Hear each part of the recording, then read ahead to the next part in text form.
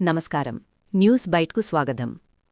Hormuz జలసంధి ప్రాంతంలో నెలకొన్న తాజా ఉద్రిక్తతల నేపథ్యంలో భారత ప్రభుత్వం తన పౌరుల భద్రత కోసం కీలక అడుగు వేసింది. ముఖ్యంగా ఆ ప్రాంతంలో చిక్కుకుపోయిన భారతీయ నావికుల కోసం కేంద్రం ఒక ముఖ్యమైన అడ్వైజరీని జారీ చేసింది.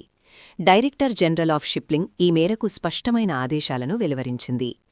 ఈ ప్రాంతంలో పరిస్థితులు క్షణక్షణానికి మారుతున్న నేపథ్యంలో భారతీయ నావికులు అత్యంత అప్రమత్తంగా ఉండాలని, అనవసరమైన ప్రయాణాలను పూర్తిగా నిలిపివేయాలని సూచించింది.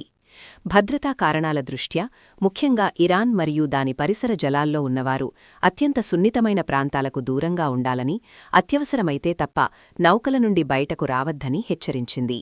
భారత రాయభార కార్యాలయంతో నిరంతరం సంప్రదింపుల్లో ఉండాలని, అధికారుల సూచనలను తూచా తప్పకుండా పాటించాలని ప్రభుత్వం స్పష్టం చేసింది. అసలు ఈ ఉద్రిక్తతలకు కారణమేంటి అంటే, ఇరాన్ మరియు అమెరికా మధ్య సుమారు 40 రోజుల సుదీర్ఘ పోరాటం తర్వాత 2 వారాల కాల్పుల విరమణ ఒప్పందం కుదిరినప్పటికీ శాంతి నెలకొనలేదు.